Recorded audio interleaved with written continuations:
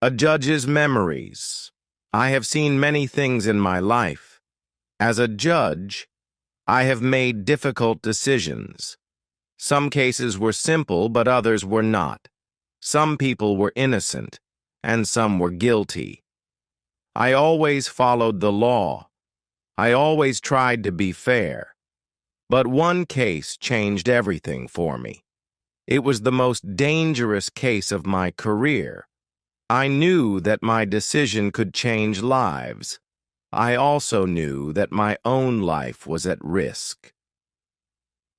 It was a cold winter morning. I arrived at the courthouse early. The city was quiet and the streets were empty. A soft wind blew through the trees, making the branches shake. I walked into my office and sat at my desk. My hands felt cold as I picked up the case files. There were many papers to read, but I already knew the details. A powerful man was accused of a serious crime. People were watching. The media was waiting. Some people wanted justice. Others wanted the case to disappear. The courtroom was full. People whispered to each other. Some looked worried. Some looked angry. The accused man sat in his chair. He wore a dark suit and a serious expression. He looked calm, but I knew he was nervous. His lawyer spoke first. He stood up and walked to the center of the room. His voice was strong. He said his client was innocent. He said there was no real proof. He asked the jury to think carefully. Then the prosecutor stood up. He held some papers in his hand. His eyes were sharp. He called witnesses. He showed evidence. He spoke with confidence. The case was strong. The accused man did not look at me. He kept his eyes on the table in front of him. I could feel the tension in the room. As I listened, I felt the weight of my job. I had to be fair. I had to follow the law. But I also knew that some people did not want justice. Some wanted power. Some wanted control. I could feel eyes watching me. The air in the room felt heavy. I knew that if I made the wrong decision, I could be in danger. I took a deep breath. I looked at the accused man. I looked at the evidence. The room was silent. Everyone was waiting for my decision. My heart was beating fast, but I did not show I.e. had to stay strong. I had to do what was right. I closed my eyes for a moment. I needed to think. The evidence was clear, but I also knew the power of the man on trial. He had money. He had influence. He had connections. Many people feared him. I had heard rumors. Some said that judges who ruled against him had faced trouble. Some had lost their jobs. Some had left the city. Some had even disappeared. I opened my eyes and looked at the courtroom. The jury sat quietly, waiting for my words. The audience was watching. Some people had worried faces. Others looked curious. The accused man sat still, his hands folded in front of him. His lawyer whispered something in his ear. The prosecutor looked at me, waiting. The tension in the room grew stronger. I picked up the case file again. I read the statements. The witnesses had given clear testimonies. The evidence was strong. The prosecutor had done his job well. Everything pointed to the accused man being guilty. But I also knew that justice was not always simple. Sometimes truth was not enough. Sometimes power changed everything. I thought about my family. I thought about my wife and my 2 children. I had always believed in the law. I had always believed in doing the right thing. But now, I wondered if the right thing would put my family in danger. I felt sweat on my forehead, even though the room was cold. I took another deep breath. The courtroom remained silent.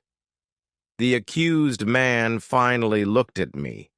His eyes were dark and serious. It was not a look of fear. It was a look of warning. It was a look that said he was prepared for anything. I had seen that look before. I knew what it meant. He was powerful, and he wanted me to know it. I looked away.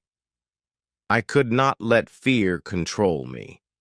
I had taken an oath to serve justice. I had promised to follow the law. I had to make a decision based on the truth, not on fear. But at that moment, fear was real. The danger was real.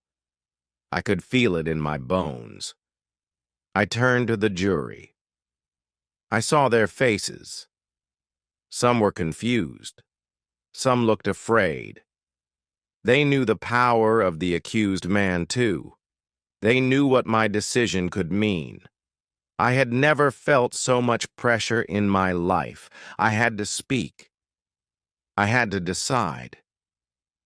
I took a deep breath and sat up straight. My hands rested on the wooden desk in front of me. The room was silent, but I could feel the weight of 100 eyes on me. The jury was waiting. The lawyers were waiting. The accused man was waiting. But most of all, I knew that the world outside this courtroom was waiting, too. I looked at the prosecutor. He had done his job well. He had presented strong evidence. He had brought reliable witnesses.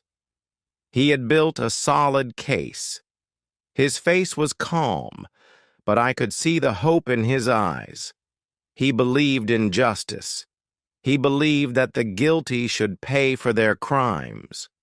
I had once believed the same thing without fear, but now fear was creeping in. Then I turned to the defense lawyer. He was confident, even though the evidence was against him. He stood next to his client with his hands behind his back. He had argued that the case was weak. He had tried to create doubt, but deep inside, he knew the truth. He knew his client was guilty. Still, his job was to defend him, and he had done it well. The accused man leaned forward slightly. His eyes stayed on me. He was not afraid. He was not worried. He had power, and he knew it. He believed that no one could touch him. He believed that no matter what I said, he would walk free. And maybe he was right. I looked at the jury again. They seemed unsure. They had listened to both sides. They had heard the evidence, but they also knew the risk. If they found him guilty, what would happen? Would they be safe? Would their families be safe? These were the questions in their minds, and I understood them. Outside the courthouse, reporters were waiting. The city was watching. The people wanted justice, but they also feared the consequences. This was not just another case. This was more than guilt or innocence. This was about power. This was about control. And I was in the middle of it. I cleared my throat and looked around the room one last time. My decision would change everything. I had spent years studying the law. I had spent years believing in fairness. But now I had to ask myself, was justice really possible when fear was stronger than truth? I sat still, my fingers pressing lightly against the desk. The silence in the courtroom felt heavier with each passing second. The weight of my decision was almost unbearable. My heart pounded in my chest, but my face remained calm. A judge must never show fear. A judge must never show doubt. But inside, I felt both. I thought about the law books I had studied for years. They had taught me about justice, about fairness, about truth. They had taught me that the law was strong, that it protected the innocent and punished the guilty. But sitting in that courtroom, facing a man who held more power than the law itself, I wondered if those lessons still mattered. The accused man leaned back in his chair, his hands folded in his lap. His expression had not changed. He was not worried. He was not nervous. He was waiting, but not like the others. He was waiting because he was sure of the outcome. He was sure that fear would win. He was sure that I would not dare to speak against him. The jury shifted in their seats. Some of them looked down. Some of them glanced at each other. I could see the conflict in their eyes. They wanted to do the right thing, but they were afraid of what would happen next. I could not blame them. I felt the same way. I thought about my family again. I thought about my wife, my children. They trusted me to do my job, to make the right decision. But was the right decision worth the risk? Would I be putting them in danger by speaking the truth? The thought sent a cold chill down my spine. I picked up my gavel and gripped it tightly. My decision was final. There was no turning back. The city was watching. The world was watching. But more than anything, I knew that my conscience was watching. I could not let fear decide for me. I had to make the choice myself. I took a deep breath. The room remained silent. My heart pounded harder. My voice had to be strong. My words had to be clear. It was time. I raised my gavel, ready to speak. I held the gavel in my hand, feeling its weight. The courtroom was silent, but the air was thick with tension. Every person in the room was watching me, waiting for my words. My decision would not just end this trial, it would decide my future, my family's safety, and perhaps even the city's fate. The thought was overwhelming, but I forced myself to stay calm. A judge must always appear strong. I turned my gaze to the accused man. His face was unreadable, but his eyes held a quiet confidence. He was sure that I would not have the courage to stand against him. He believed that fear would keep me silent. He believed that power was stronger than justice. But was he right? I had dedicated my life to the law. I had believed in justice, in truth, in fairness. But what was the law worth if it could be broken by fear? The prosecutor sat still, his hands folded tightly on the table. His expression was tense but hopeful. He had fought hard in this case. He had presented every piece of evidence, every witness, every argument. He had done everything he could to prove the truth. But in the end, the decision was mine, and he knew that my decision was not just about facts. It was about courage. I glanced at the jury. Some of them avoided my eyes, while others watched me with silent expectation. They had done their duty. They had examined the case carefully.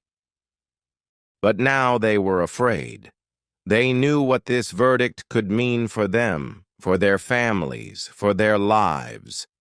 They had seen what happened to those who spoke against powerful men. They were not sure if justice was worth the risk. Outside the courthouse, The city waited. Reporters stood with their cameras ready to spread my words to the world. The people wanted justice. They wanted fairness. But they also wanted safety. I knew that my decision would bring consequences, no matter what I chose. There was no easy path. I took a deep breath, steadying myself. I could not let fear win. I had spent years believing in the power of the law, and I could not betray that belief now. Justice had to mean something. Truth had to matter. I had to be stronger than my fear. I raised the gavel higher, preparing to speak.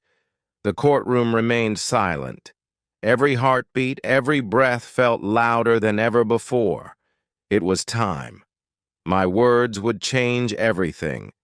But was I ready to face the consequences? I gripped the gavel, my fingers pressing against the wood. The weight of my decision felt heavier than ever. I could feel my heartbeat in my ears, steady but loud.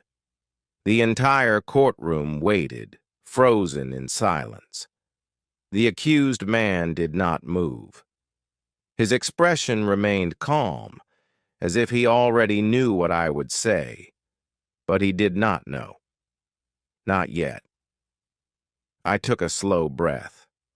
The law had guided me for years. It had shaped my thoughts, my actions, my entire life. But today, the law was not just words on paper. Today, the law was me. My voice, my decision, my courage, it all mattered now. I could not let fear take control. I looked at the jury one last time. Some of them met my eyes, others looked away. They were afraid, just as I was. They knew what this decision could mean. They knew the risks. But justice was not about fear. Justice was about truth, and truth had to stand, no matter the cost. Outside, the world was waiting. The city, the reporters, the people, they all wanted to know what I would say. Would I choose the safe path? Would I bow to pressure? Or would I stand firm, even if it meant stepping into danger? The answer had to come now. I lifted the gavel, my grip steady. My voice was strong when I spoke. The words left my mouth, final and clear. The silence in the courtroom broke. Gasps, whispers, movement. The accused man's face finally changed. For the first time, I saw surprise, maybe even fear. The trial was over. My decision was made. And now, I had to live with it. Whatever came next, I was ready.